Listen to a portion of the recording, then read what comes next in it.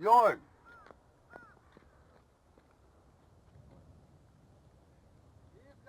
鍋いいか。鍋いいのか。スタート。どうしてもレンズを見る。どんどんレンズを見る。しようと思う。悔しい。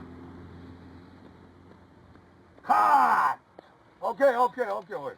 What prompted me to choose Katsu as one of these three films, which I made in a series for PBS, was that the first one was about a bunch of lunch makers who were lovely people but very benign.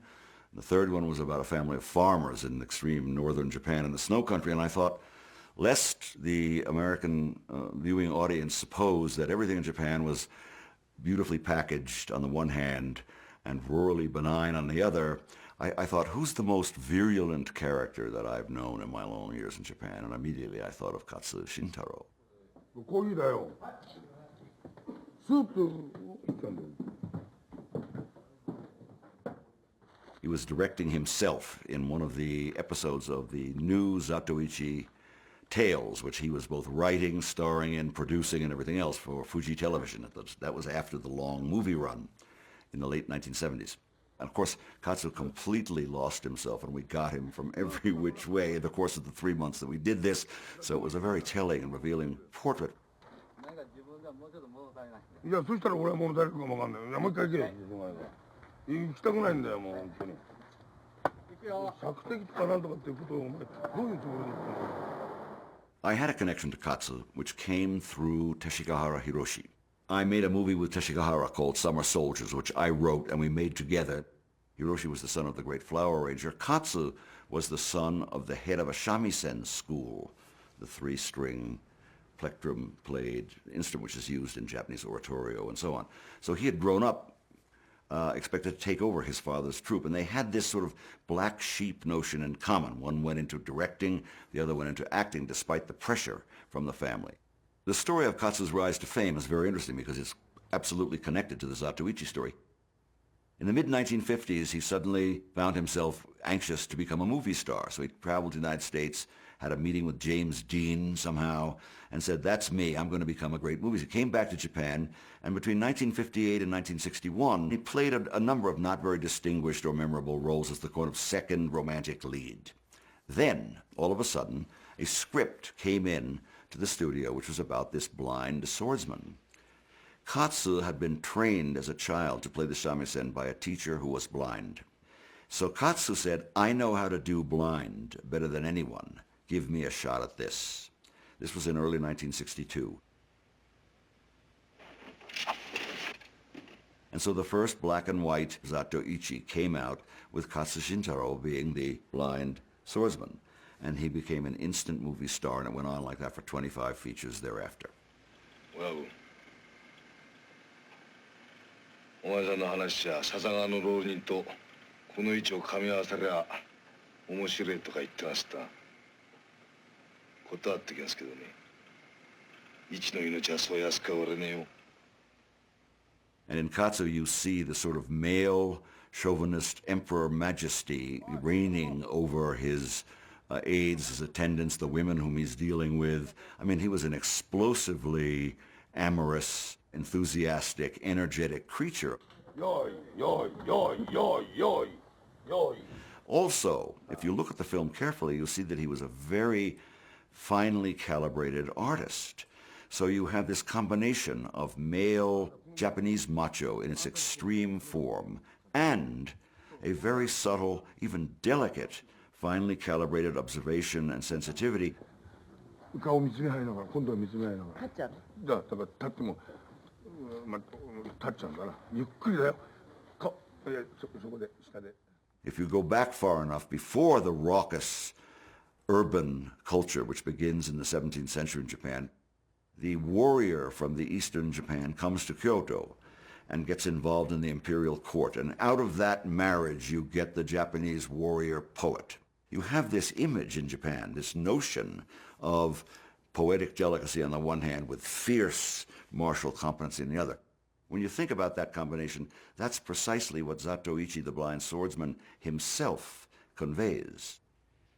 A kind of murderous cold-heartedness on the one hand, and a kind of saccharine, sugar-sweet sensitivity on the other. And when those two things converge, you get this killer, wonderful matinee idol hero who has among his fan base both the most macho, tattooed gangsters on the one hand and old grannies on the other. 気持ち悪かったろう。な、えい、えいえいえいえい、えいえいえいえい、えいえいえいえい、あ、いいか。えいえいえいえ、えいえい。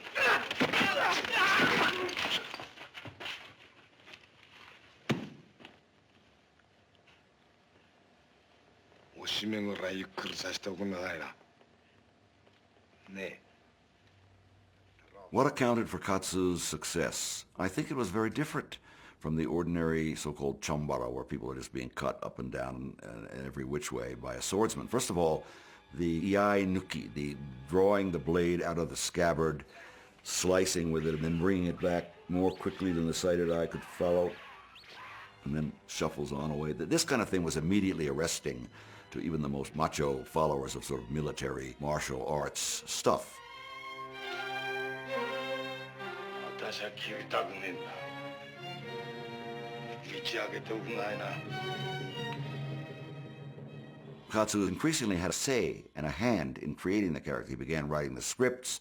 It was he who, in fact, began to think up many of the more spectacular routines and gimmicks that went on. And so over time, he projected himself into this character to an extent that I would say that Zatoichi really was a cinematic reflection of Katsu Shintaro, the person. I really believe that.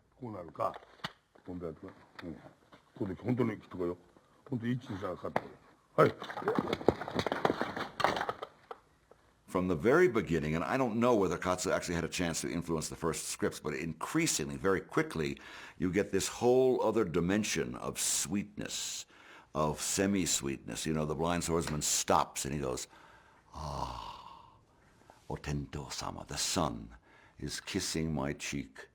How beautiful is that?" お天道様、一夜ご覧の通りお天道様が恵んでくださったおまんまありがたく頂戴いたしております。And people would just swoon. You know, one of the things is about Zatoichi on the road with an infant. 恐れ入りますけども、髪を。I mean, this is the kind of sentimentality, if you will, which has deep roots in 17th and 18th century Japanese popular culture. The combination Robin Hood, because he always sides with the underdog. And it was also very asexual. It was very amorous, Katsu, but you never see much sex. こんばんは。おもみしましょうか。All of these things were new and quite extraordinary, really, and deserve attention, critical attention, really, because of the character that they produced. これから先の世の中は真っ暗闇だ。これから先は真っ暗闇だ。今までヤクザがやってるゲットして、おじさんの一言を伝わってるなきゃ。Katsu, in fact, had the same kind of instinctive, impressionistic simplicity that Zatoichi himself has. He was, of course, very conscious of dramatic effects, and so he was a conniver and a manipulator.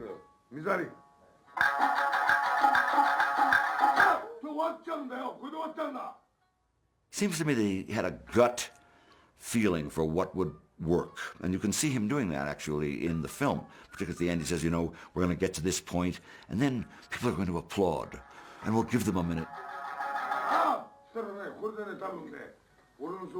You know, he's always thinking about histrionic effect, but he's not thinking about it from a sort of an objectified, intellectual place somewhere. So it's, here's what's going to work in terms of feeling.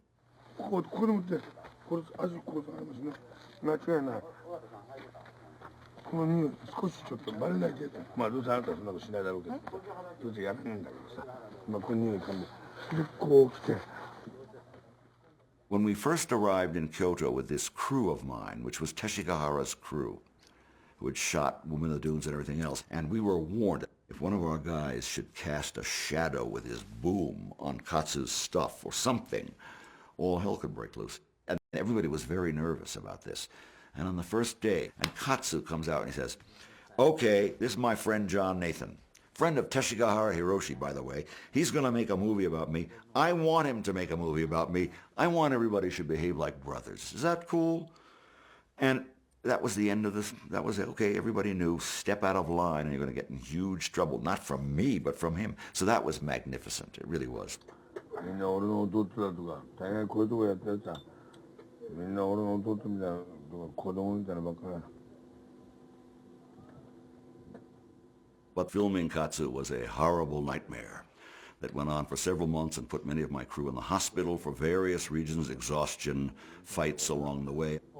ジョンが俺を取ってる神経を一人のスタッフでもわからない奴がいたらとしたら、ジョン、後で俺はそいつが弱ったら俺はどんな面倒も一緒でも見てやる。それは俺は。いいか？僕信じてあれはいいやつじゃないんだから。本当に怒らないで。Katsu was a completely unpredictable character who lived his life without any schedules except those that he created himself. And the only way to do that was to be on call, to have his right-hand guy who's in the film call us and say, well, Katsu is going to this disco. He's going to rent the disco out for the evening.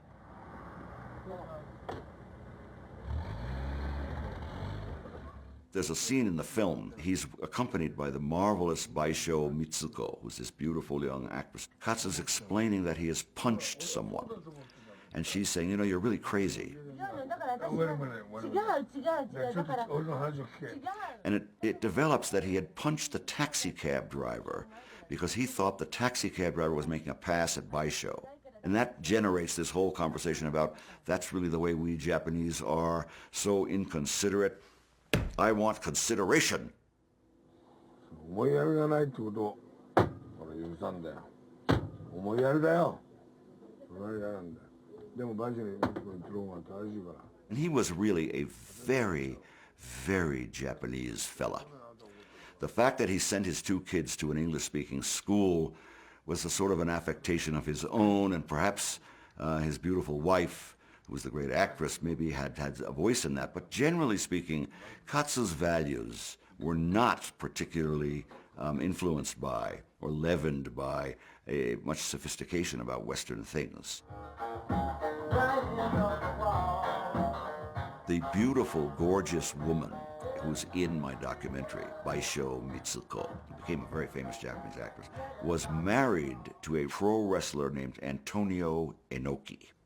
This was a terrifying character, a Brazilian-Japanese guy, enormous, and a real killer in the ring.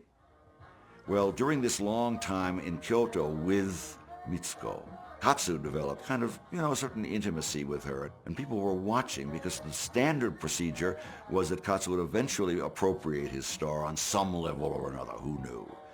And there's a scene in my film where they're dancing to Stevie Wonder's Superstition. Katsu sort of gets a little too, and she goes, and everybody was, Antonio Inoki's going to come and kill this man. Katsu insisted on looking at the final cut of this film. He was hiding in a hotel because the cops were after him for some kind of drug violation. The only thing he asked me to cut was a slightly even more intimate moment with Baisho because I think he was terrified that Antonio Inoki would see this and come over and pull him limb from limb.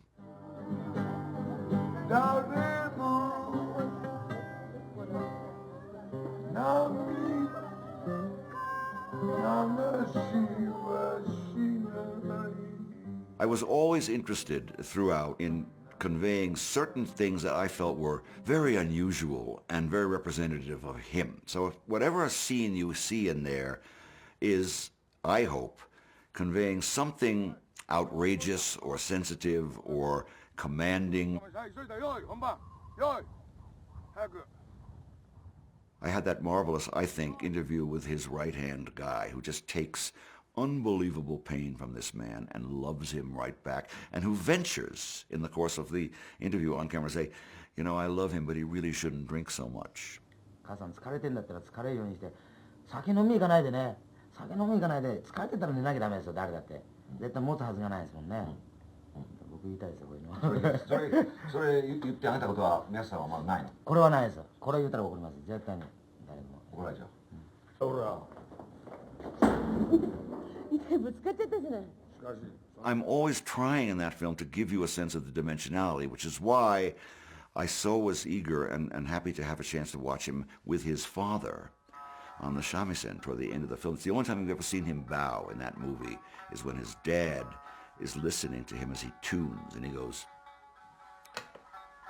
and you can feel in that gesture the respect for the father, which is imbued in this character no matter how outrageously he behaves.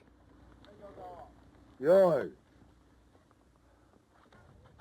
We're out on location one day, and it turns out that my birthday was March 5, and we were shooting on March 5. And we were walking around this riverbank, and we found these stones. And so Katsu said, well, we have to commemorate your birthday or something.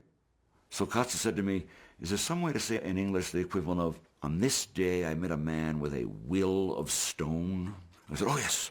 And so I wrote, on this day I met a man with a will of stone. And I had these 5 stones, and he said, you give me those stones, and I will keep these stones until I die. And if anybody ever tries to take these stones from me, I will destroy them. And I said, well, I want a set too. He said, that's what it is about you, John. So we got another 5 stones, and I wrote again. On this day, I met a man with a will of, and I still have them somewhere. That's pretty schmaltzy, but that was The Blind Swordsman. And I rest my case on that,